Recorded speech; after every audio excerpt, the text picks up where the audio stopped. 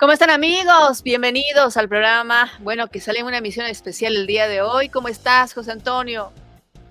Hola Miroslava, amigos, qué gusto como siempre estar con ustedes. Estamos en una edición especial muy particular. El planeta está pendiente de esta gran noticia por la implicancia y sobre todo por el impacto que va a tener para la región. La Casa Blanca ha confirmado un operativo militar contra Nicolás Maduro y argumentando de que es un operativo contra justamente el narcotráfico. La Casa Blanca lo ha confirmado en las últimas horas y ha habido toda una avalancha de repercusiones en el planeta, se podría decir, ya que la gente está muy pendiente de lo que va a pasar entre Estados Unidos y Venezuela. Precisamente nació la portavoz de la Casa Blanca, ¿no? Caroline Leavitt, que ha asegurado precisamente este martes Estados Unidos que está preparado para usar todo su poder para frenar el flujo de drogas hacia su país, o sea, hacia Estados Unidos, tras ser cuestionada por el despliegue de 3 buques con 4,000 soldados en las aguas del Caribe, cerca de Venezuela. Sí, según la información del Pentágono que se ha conocido esta tarde, Miroslava, los buques que tienen, como tú bien dices, 4,000 marines, y que además están siendo custodiados por un submarino, llegarían este jueves a aguas internacionales en el Pacífico frente a Venezuela. Es decir, que llegarían a aguas internacionales y según el reporte del Pentágono, ya podrían operar a Venezuela, es decir, que podrían lanzar aviones, podrían lanzar cualquier tipo de movilización bélica hacia Venezuela. Y Nicolás Maduro también ha respondido hace poco, se ha conocido un comunicado, tú lo tienes ahí, ¿qué ha dicho Maduro en las últimas horas a propósito de este despliegue militar en Estados Unidos? Pero antes nos vamos a una...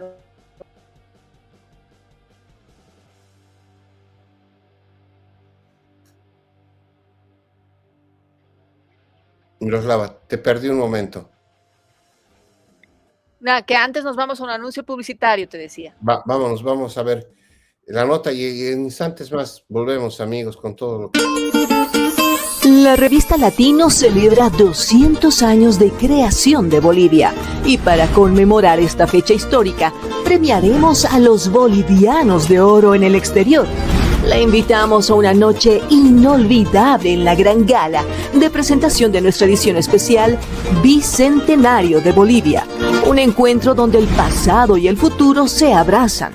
Sé parte de este evento que hará historia. 200 años de independencia, mi Bolivia.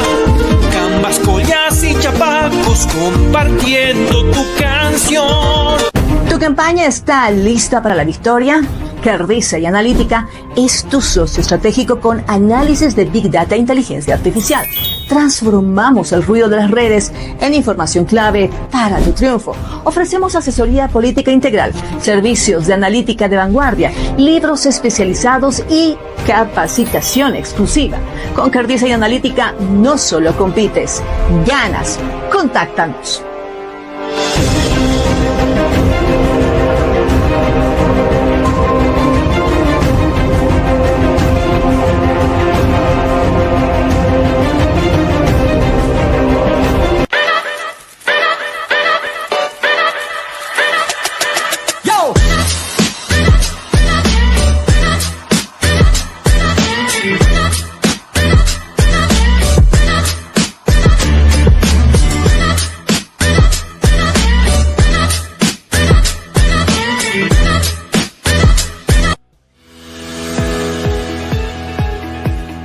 Latinos, el país que construimos, busca destacar lo mejor de la comunidad hispana en Estados Unidos y el mundo. Todos los días te informamos por nuestra red multimedia. Y no te olvides buscar nuestra edición impresa de forma gratuita todos los meses.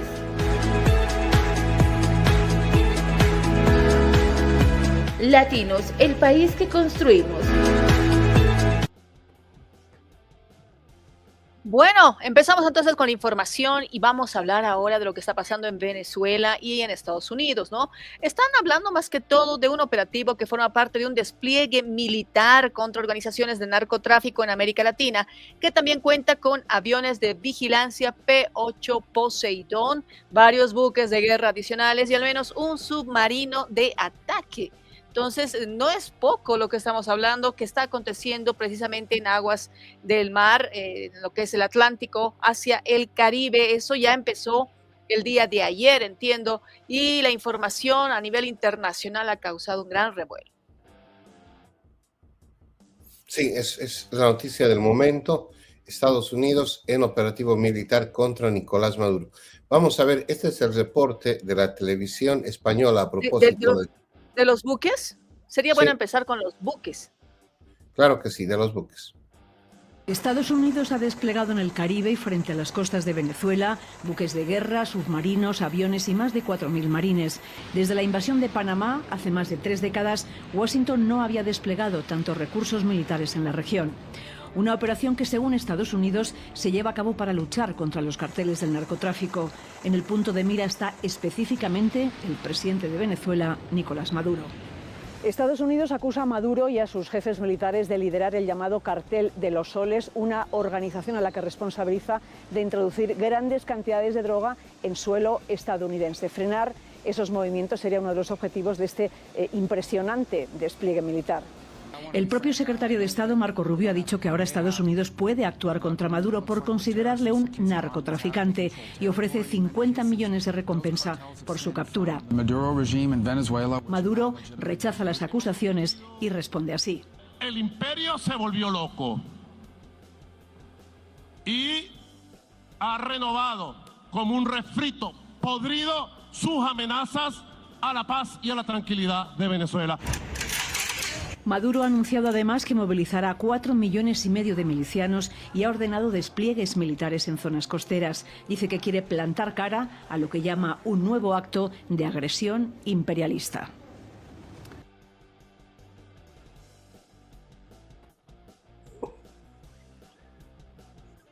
Bueno, ahí estábamos justamente con estas reacciones, Miroslava. Esto pasaba, pero ¿qué dice Maduro? Tenemos el informe también de la reacción y el anuncio justamente de esta movilización de 4 millones de milicianos. El presidente de Venezuela, Nicolás Maduro, anunció el lunes el despliegue de millones de milicianos. El mandatario justificó la medida como una respuesta a las amenazas de Estados Unidos, que elevó a $50 millones la recompensa por información que conduzca a su captura y lanzó una operación antinarcóticos con militares en el Caribe. Con más de 4.500.000 milicianos, Amelias, de todo el territorio nacional. Milicias preparadas, activadas y armadas. La milicia, que según cifras oficiales está integrada por unos 5 millones de reservistas, fue creada por el expresidente Hugo Chávez. Más tarde pasó a ser parte de uno de los 5 componentes de la Fuerza Armada Nacional Bolivariana. Maduro pidió a las bases políticas de su gobierno avanzar en la conformación de milicias campesinas y obreras en todas las fábricas. Fusiles y misiles para la fuerza campesina, para defender el territorio, la soberanía y la paz de Venezuela. Maduro es acusado por la justicia de Estados Unidos de supuestos vínculos con el narcotráfico. Tiene también un gran...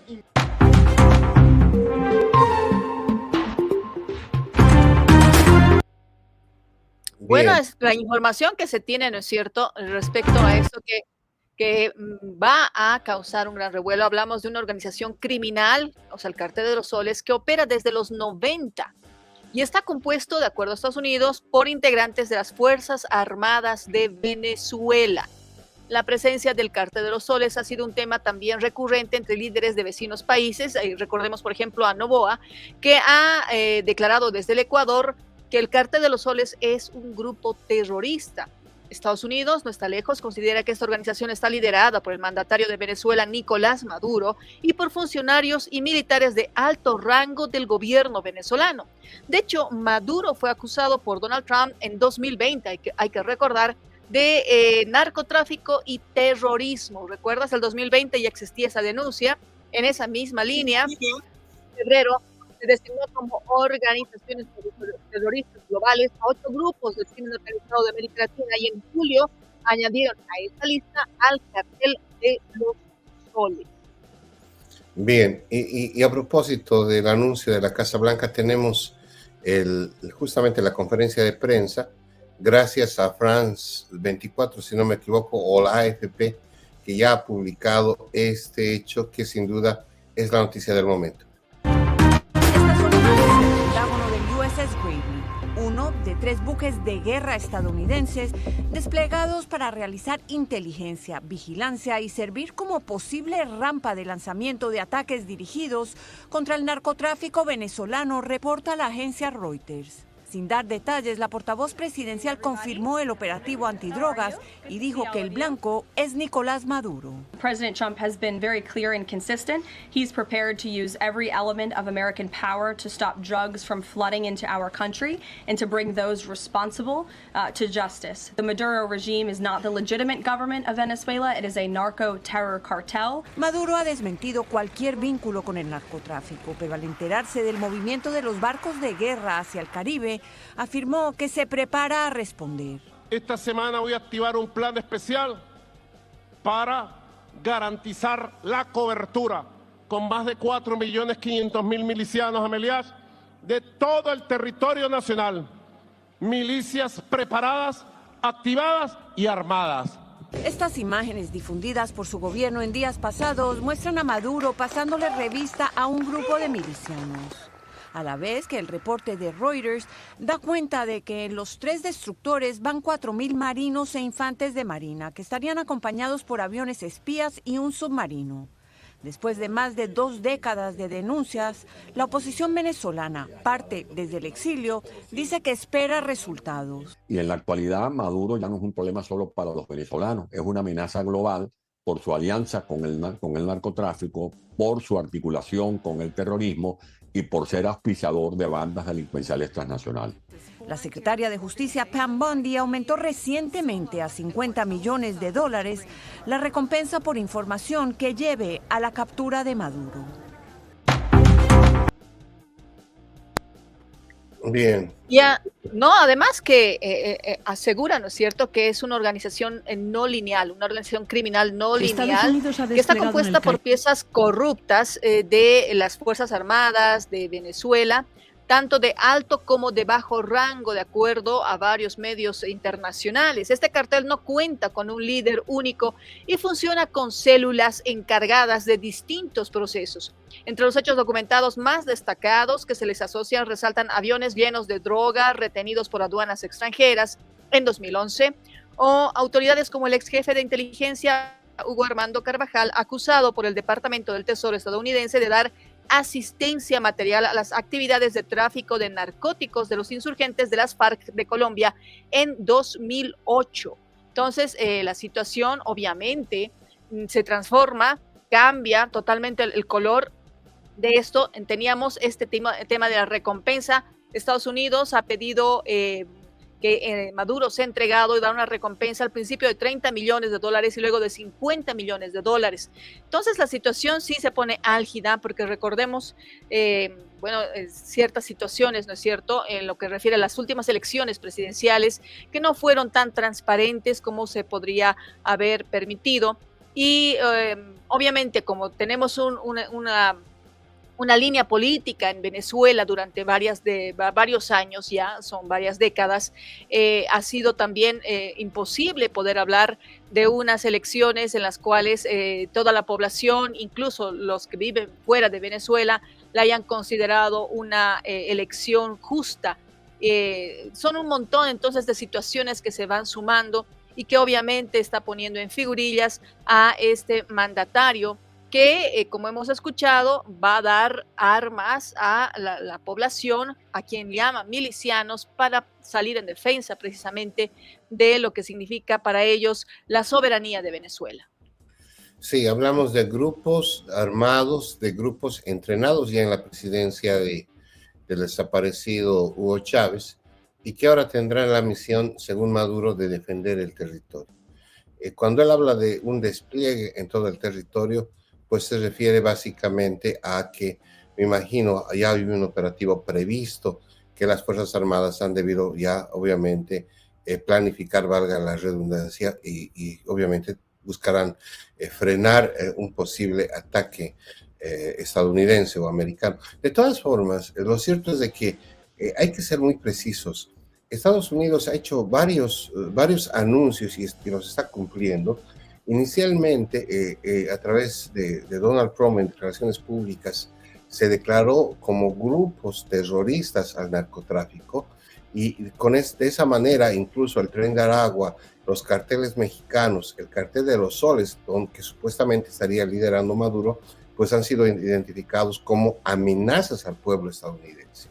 Y es por eso que después de este anuncio, el Pentágono hace este despliegue y ahora ya se confirma, la propia Casa Blanca lo ha confirmado, que ya están rumbo a aguas internacionales, al Caribe, justamente estos equipos, ¿no? Son 4,000 Marines y estos destructores, estamos hablando que su nivel de fuego, Miroslava, amigos, es alto, o sea, realmente no son barcos menores, ni mucho menos, son realmente el arsenal americano o estadounidense de primera línea. Y ese submarino que está siendo de resguardo, pues yo tengo entendido que incluso tiene tecnología muy avanzada de defensa. En todo caso, pues el operativo no es improvisado. Los 4,000 Marines ya estarían en aguas internacionales, lo reitero, según el propio Pentágono, este jueves. En las próximas horas, pues hay que estar pendientes de lo que pase porque van a haber novedades y nos imaginamos que el primer contacto también van a ser con buques que tiene la Armada venezolana en estas aguas internacionales. No, y de hecho incluso México, ¿no? A través de su presidenta Claudia Sheinbaum ha hecho referencia a esto, ha reaccionado y bueno, ha subrayado que hay que respetar la autodeterminación de los pueblos y rechazar el intervencionismo.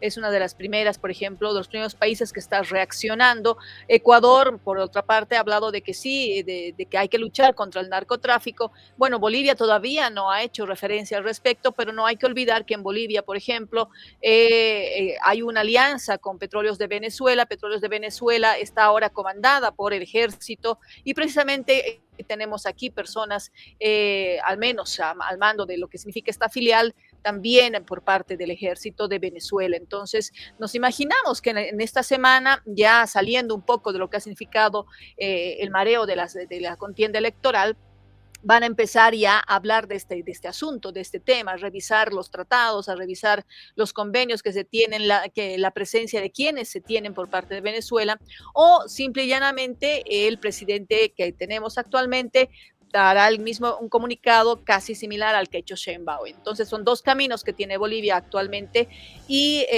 me imagino que todo se va a dejar, al menos en nuestro país, en statu quo hasta que se defina con la segunda vuelta y la posesión que se va a dar en diciembre.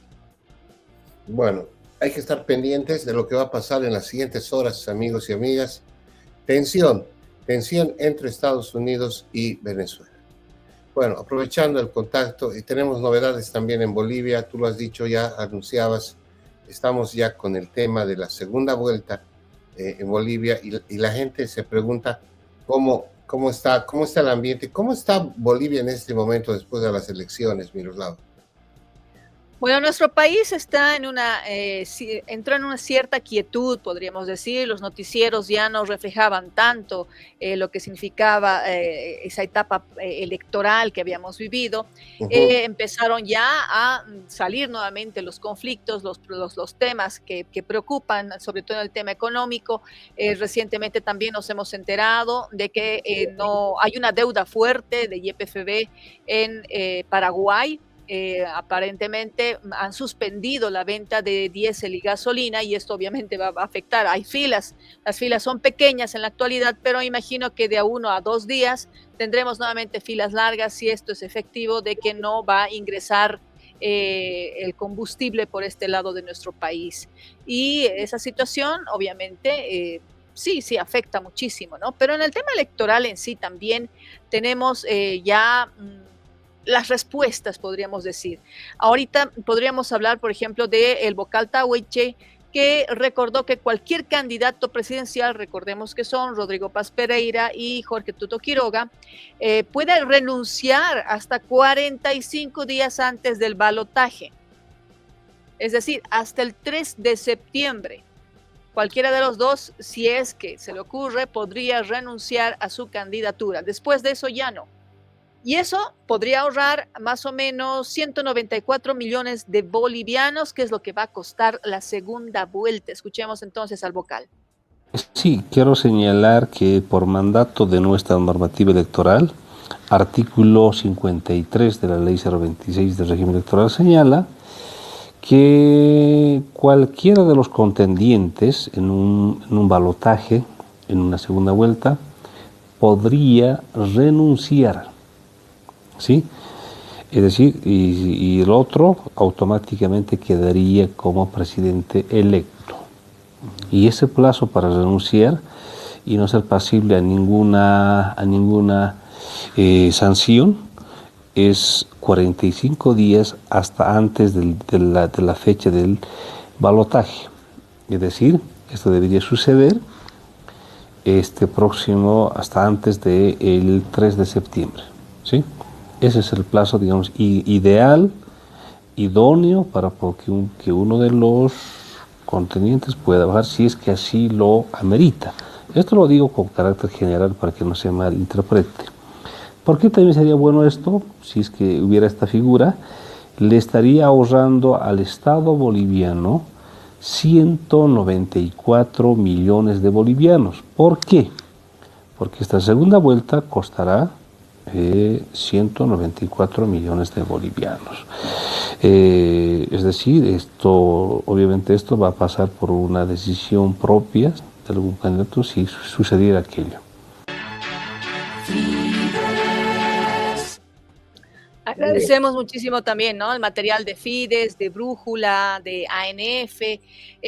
Sin ese material no podríamos estar avanzando y poder hablar un poco de la temática que se da en Bolivia. Ahora vamos con otro vocal. Otro de los vocales ya ha dado las cifras. 5 departamentos. Bolivia está compuesta por 9 departamentos. 5 de ellos ya han concluido su cómputo nacional. Y esto significa que las cifras que se tienen respecto a quien ha tenido mayor votación son más claras y tienen una base sólida, podríamos decir. Entonces, escuchemos un poco al vocal.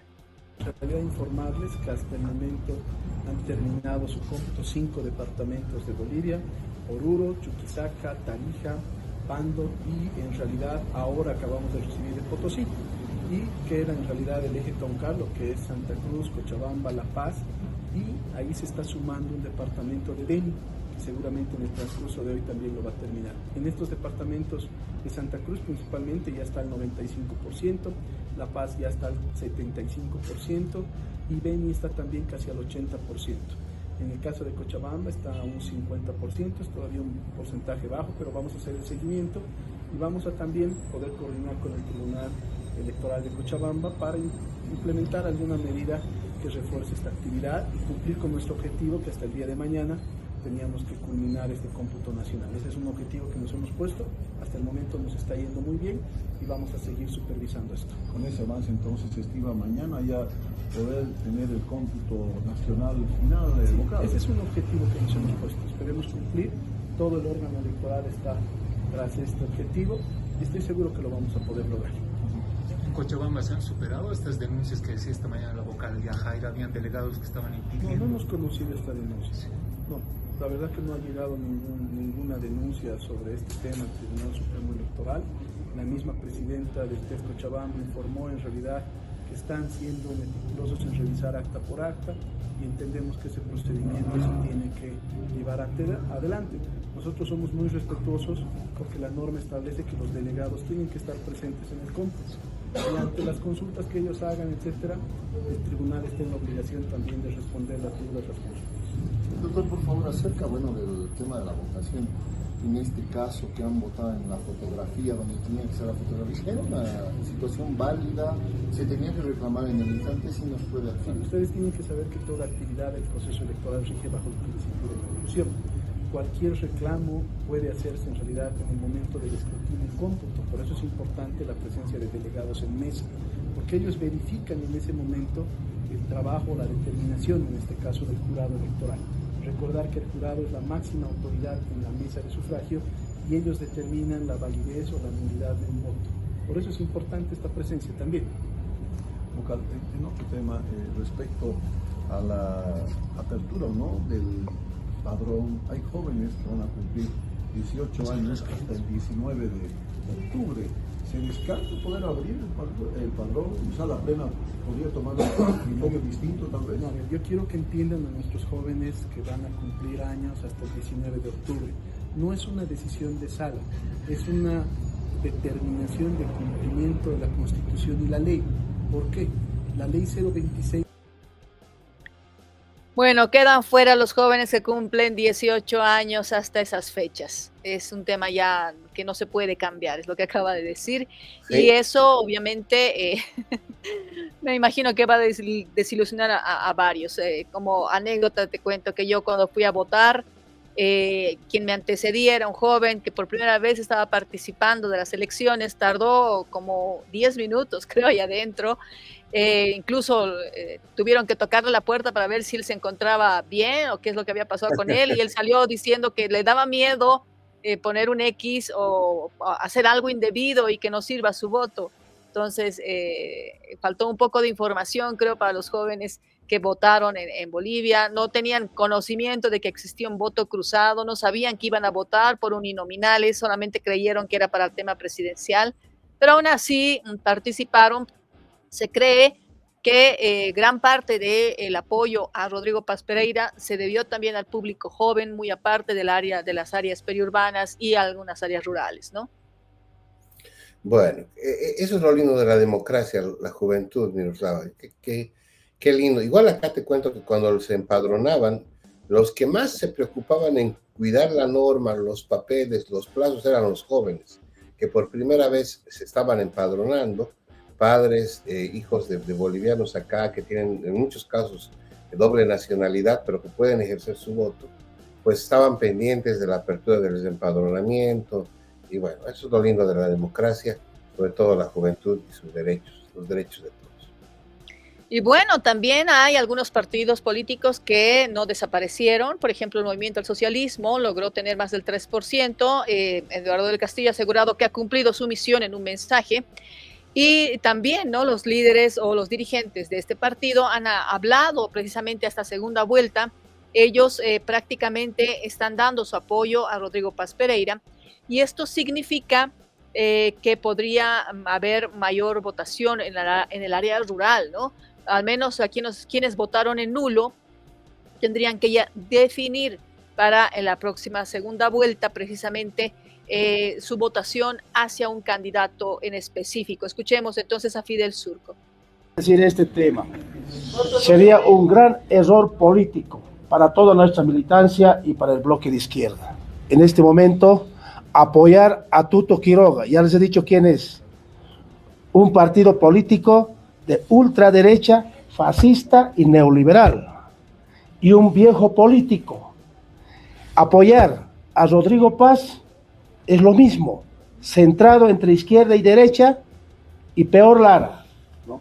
Entonces, en este momento, como bloque popular de izquierda, nos vamos a conservar todavía, ¿no?, ahí en vigencia, en anonimato. Por eso hemos dicho, vamos a defender más a lo contrario las conquistas sociales. Pero en este momento no habíamos profundizado todavía ese tema, pero en este momento sería un gran error, tanto para la izquierda nacional y a nivel internacional, y mostrar una imagen absurda, ¿no?, que como movimiento al socialismo, instrumento político de izquierda más grande del país, y mostrar esa imagen. Por eso un poco estamos absteniendo ese tema. Pero queremos decir, para aquellos que justamente en este momento han dicho que van a perder la sigla, ¿ya?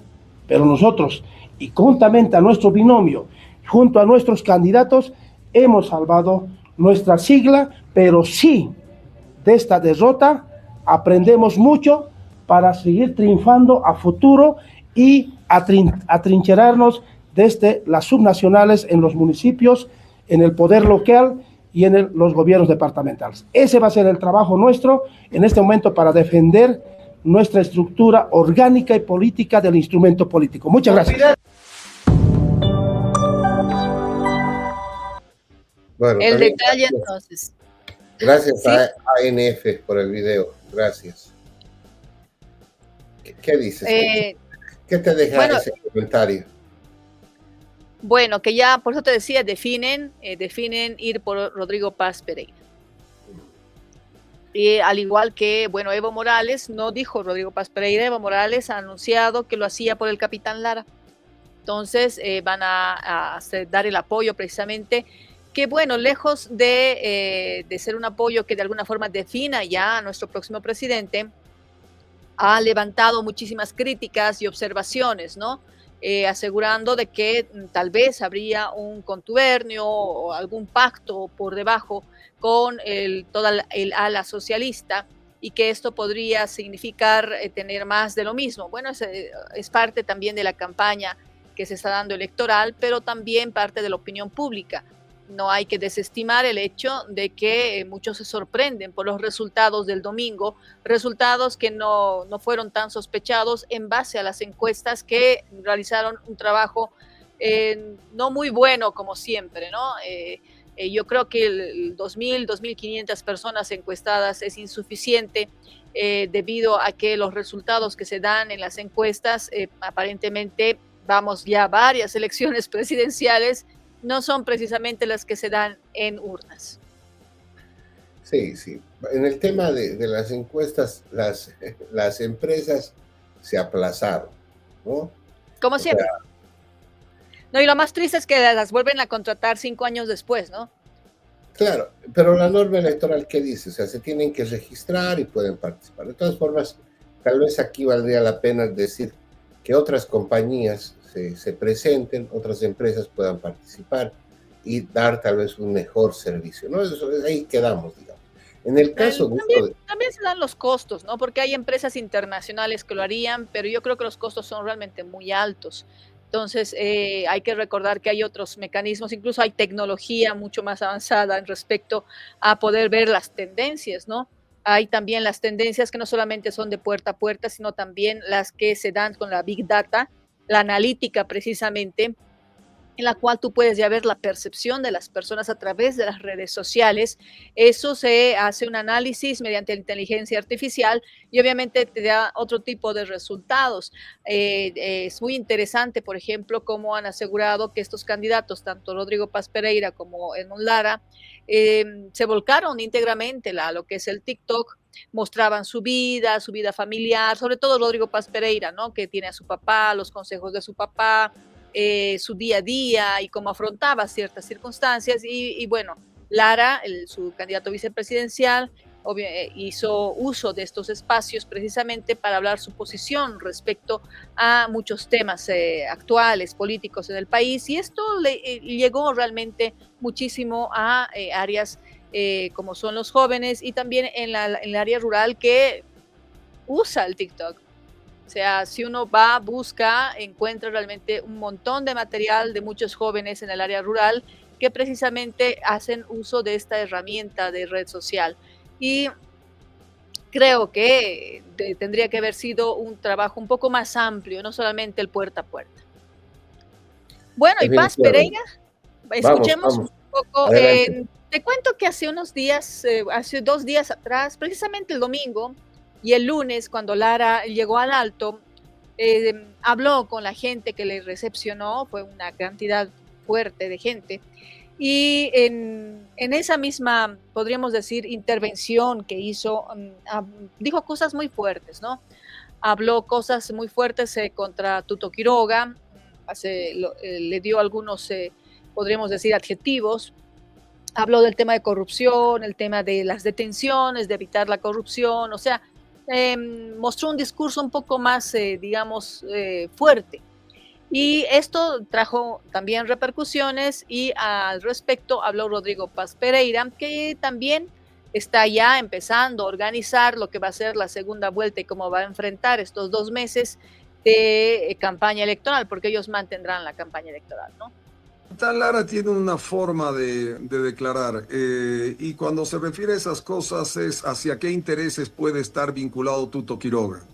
Está claro que lo nuestro es los intereses a las grandes mayorías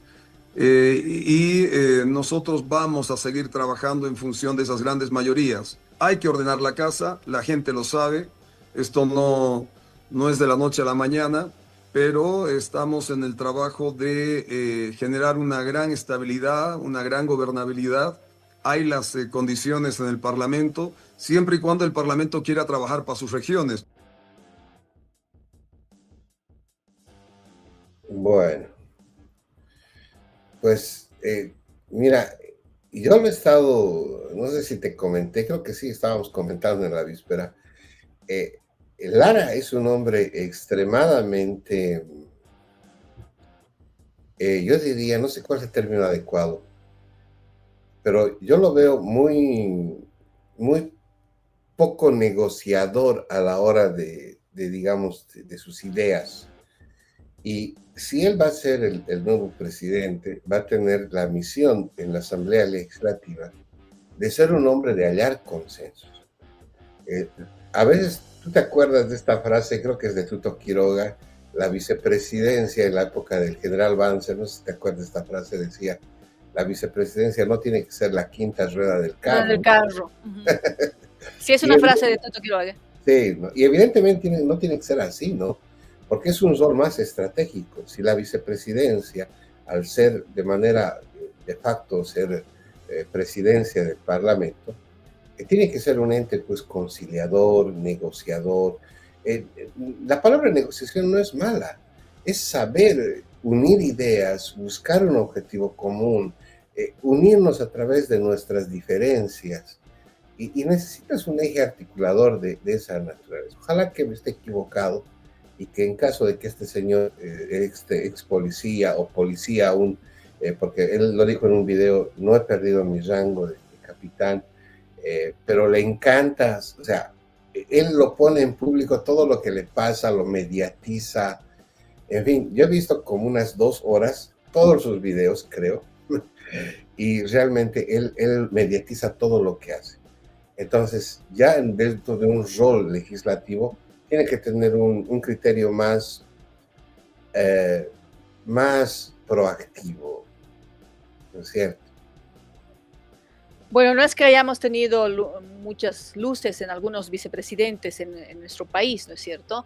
Pero lo que sí es claro es que llegado el momento cuando las papas arden, le cae el peso al vicepresidente porque no ha logrado ese consenso, no ha logrado conciliar, podríamos decir, más aún cuando las bancadas son tan diversas. Pero en esta ocasión no. Revisemos, por eso ya hay las cifras, podríamos decir. Este cuadro me encanta, Miroslava. A ver, para la gente que nos está mirando, pero antes, permíteme desde la plataforma, no hacen comentarios, pero mira, quiero leer algunas cosas. Agradecer a Junior Vallejos, Liceto Rico, Tapia Borda, Javier Illanes, Ángela, Ruth Maldonado, Ángela Esteves. Es gente que nos está mirando y está compartiendo en sus propios perfiles en Facebook. Gracias de todo corazón. Vale la pena lo que hacemos por ustedes. Miren este cuadro hermoso que Miroslava lo ha conseguido. Ahora sí, descríbenos, por favor. Así ese es nuestro amigo Grover, ¿no? Que está manejando Urgente Bo. Ellos han hecho este cuadro en el cual podemos observar. Sí, Grover Yapura. En la parte de arriba vemos toda la distribución del Senado y en la parte de abajo viene a ser la distribución de la Cámara de Diputados por departamento. Entonces tenemos una distribución mayoritaria por Partido Demócrata Cristiano, que es de Paz Pereira, que es lo verde. Luego sigue el Partido Libre de Tuto Quiroga, que es lo rojo. Y lo amarillo viene a ser Unidad, ¿no? De la Alianza Unidad de Doria Medina. Tenemos también un senador que ha ingresado, una senadora de Súmate, que es de Manfred Reyes Villa, y de la Alianza Popular de Andrónico Rodríguez, son esos dos celestes. Tengo entendido también que, bueno, pues como tú puedes observar, hay una mayoría Es la primera vez que se observa que el Movimiento al Socialismo no ha ingresado al Senado, aunque tenga la representación con Andrónico Rodríguez, que va a ser la oposición ahora de aquí en adelante, ¿no? Entonces, podríamos decir que sí, puede haber una cierta confianza de que va a haber cierta gobernabilidad, al menos al inicio, en lo que respecta al próximo gobierno, siempre y cuando estas bancadas tengan un mismo norte, un mismo objetivo. La Cámara de Diputados también tiene una interesante sumatoria, podríamos decir, por parte del PDC, del partido de Rodrigo Paz Pereira y en Lara.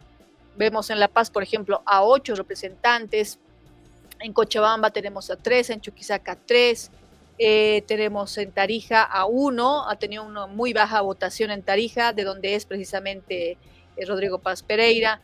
Potosí tiene 4, Beni y Pando 1 cada uno. Entonces sí, hay esa distribución que da una mayoría a Rodrigo Paz Pereira, una mayoría, podríamos decir, respetable.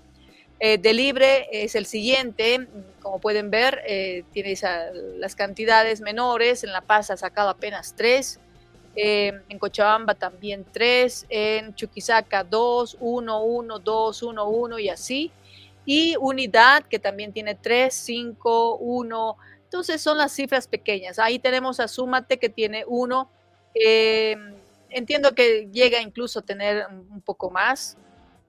Y de Andrónico Rodríguez, que tiene también a 2, y del Movimiento al Socialismo, que tiene a 1 diputado. Es la única representación que lograron precisamente en la Cámara de Diputados.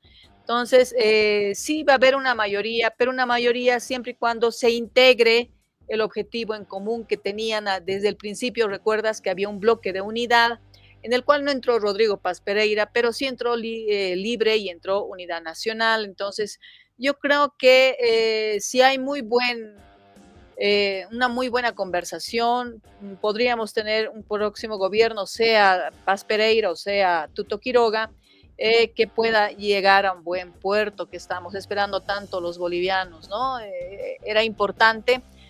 Como habíamos ya anunciado tantos meses atrás, se ha dado fin a una era, que es del Movimiento al Socialismo. Esto implica obviamente que los cambios van a ser, podríamos decir, dramáticos y necesarios. Son necesarios en el sentido de que ahora, lejos de que se ha configurado la Asamblea Legislativa, tenemos que ya empezar a hablar de un proceso de transición por el cual tienen que empezar a trabajar precisamente el ex candidato de NGP que no logró entrar a la contienda electoral, que es el señor Dun.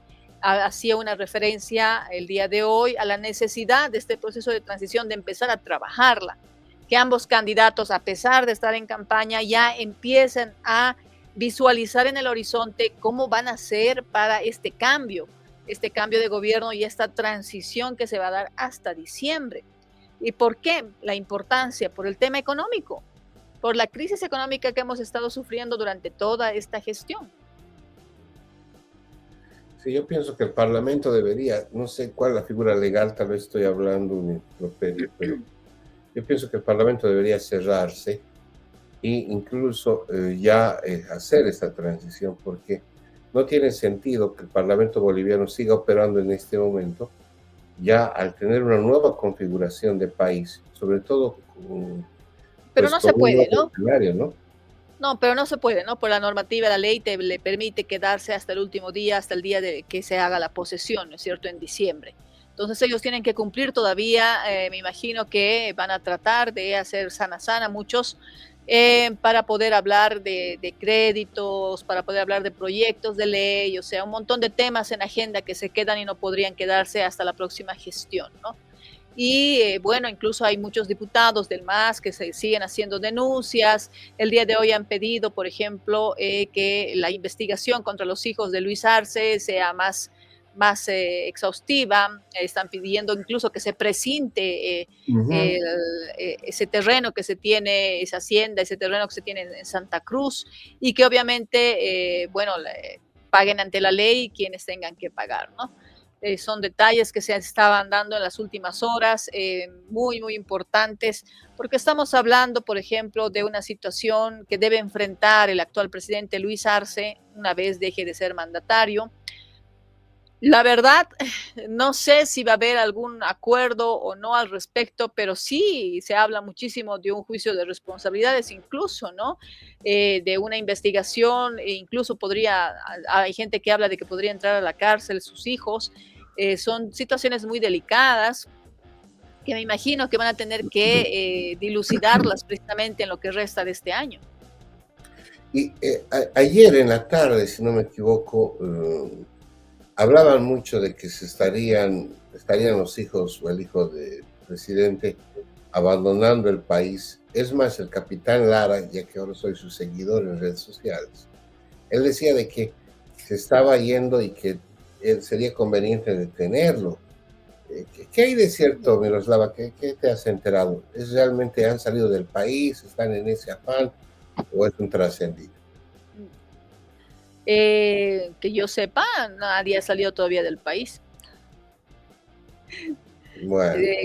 En lo que refiere a ese tipo de casos de investigación, todavía me imagino que van a esperar todavía un buen tiempo.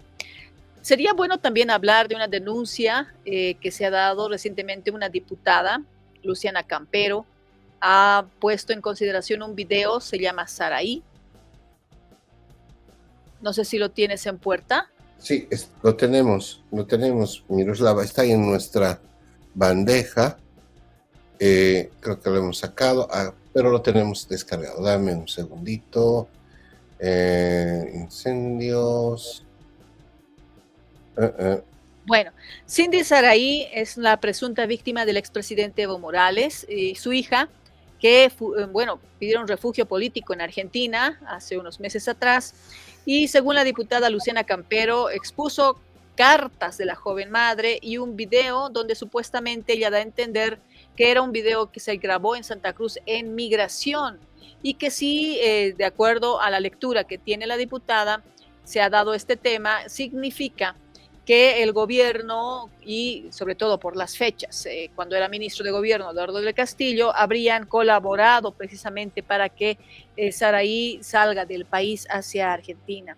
Entonces Campero ha expuesto precisamente esta denuncia, está pidiendo que se dé una investigación, porque obviamente al salir del país, tanto la madre como la hija, se ha evitado de alguna forma prosiga la investigación por esta denuncia que se había realizado, ¿no? Que había embarazado o había violado a esta persona. Entonces, las imágenes podríamos decir, están un poco borrosas en lo que respecta por el rostro de la niña, pero la diputada asevera que se trata de la hija de Evo Morales.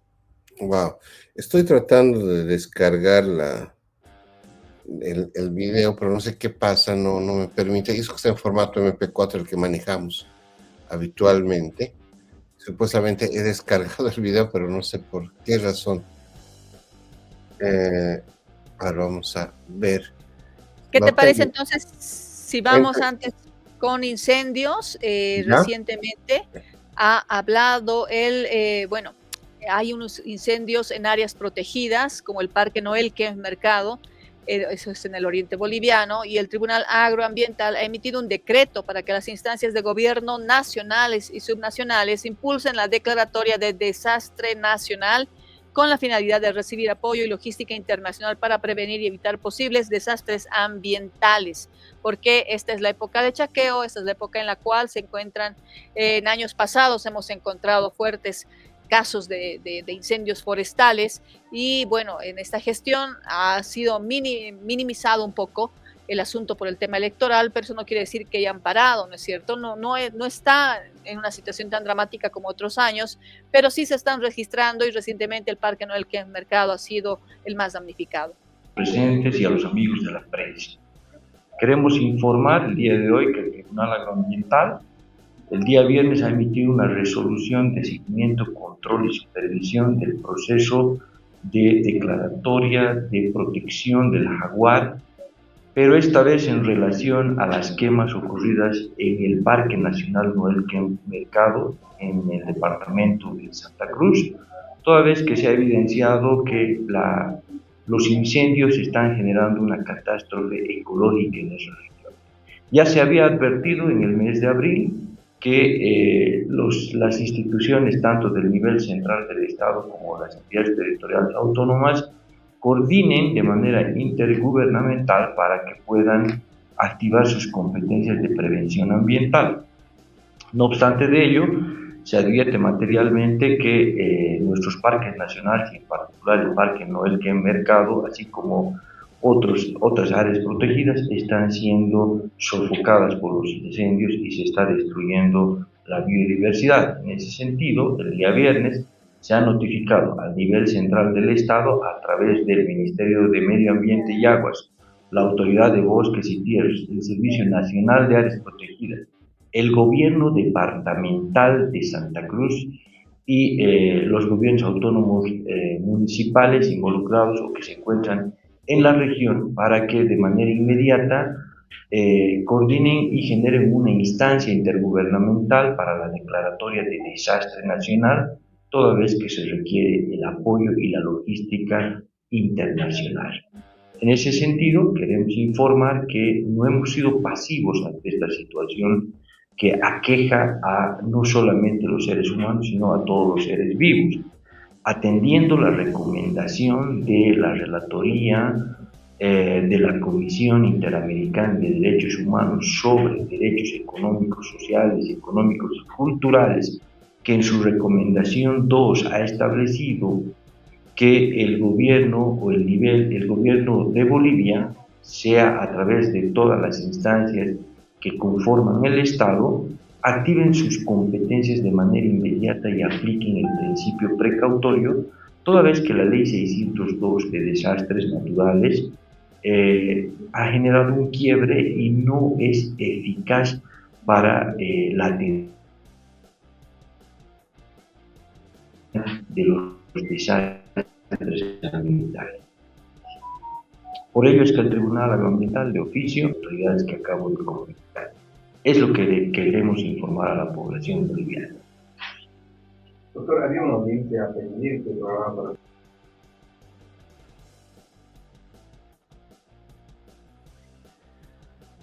Y no sé si podemos ver también, acabo de enviarte 2 videos, uno de ellos, dos videos que se han dado hoy en la noche, en la tarde, en el Parque Nacional Tunari, en Cochabamba.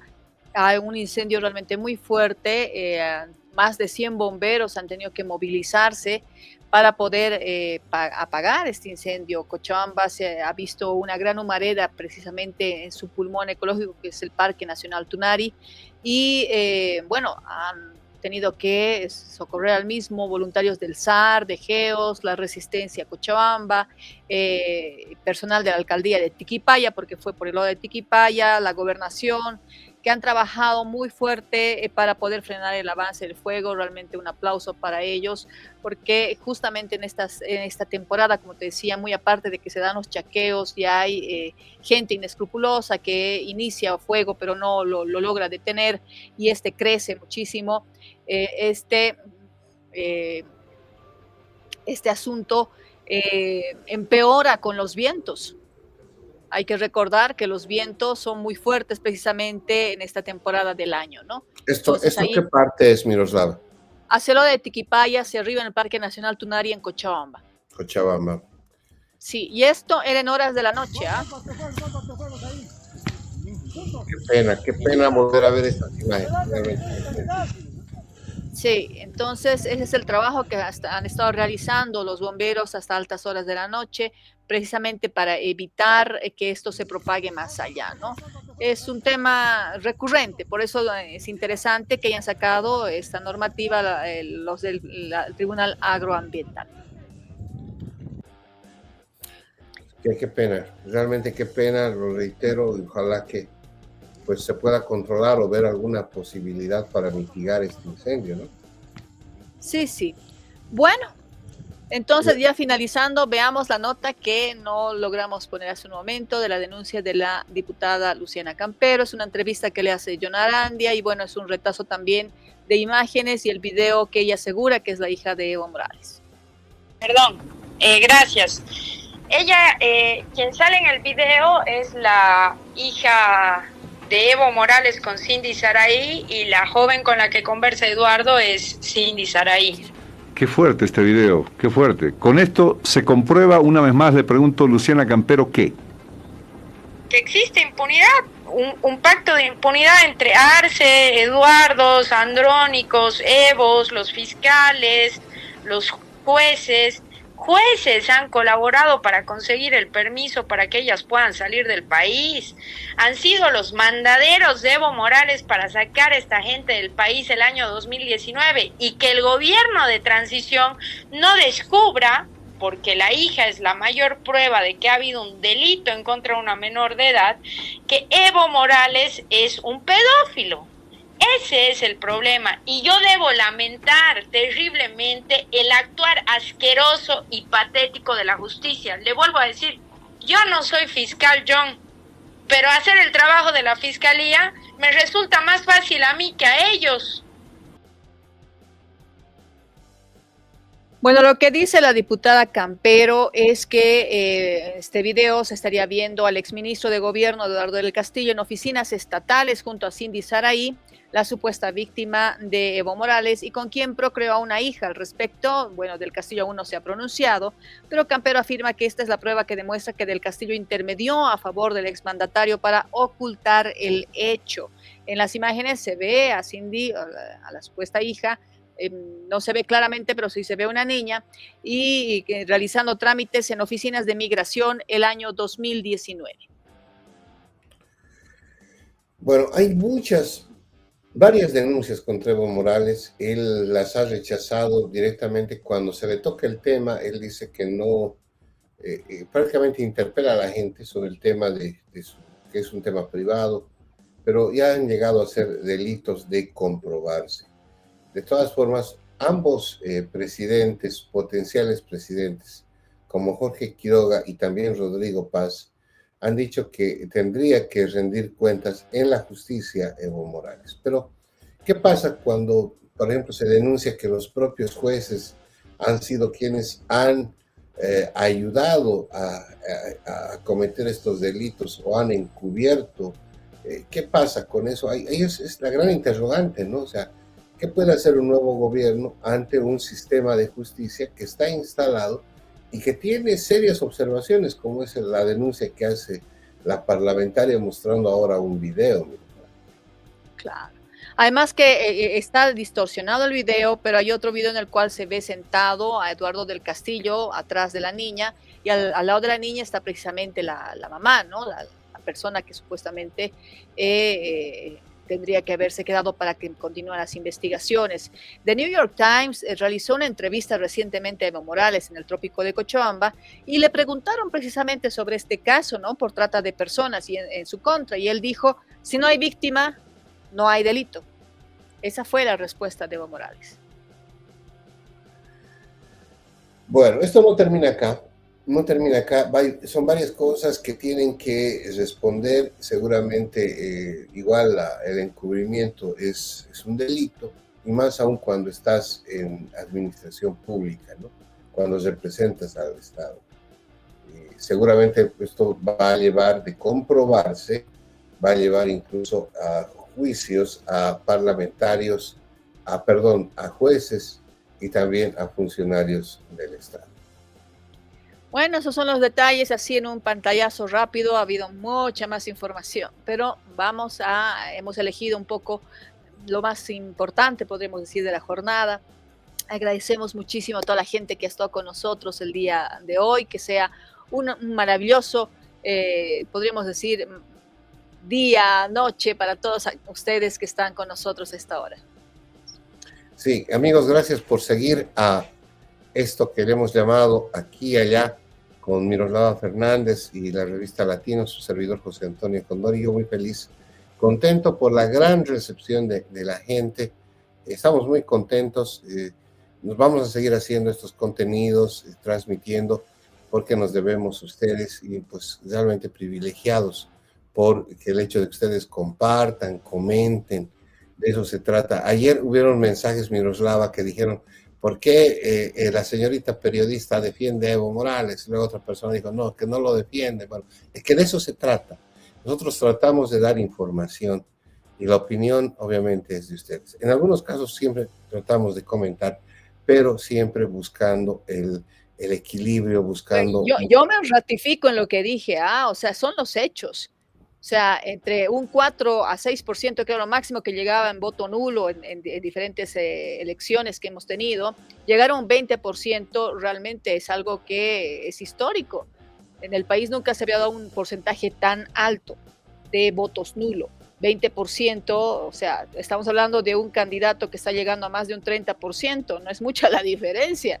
Entonces, obviamente esa situación no es defender a la campaña que ha realizado Evo Morales, sino simplemente irnos a los hechos. Es la cifra que se está manejando.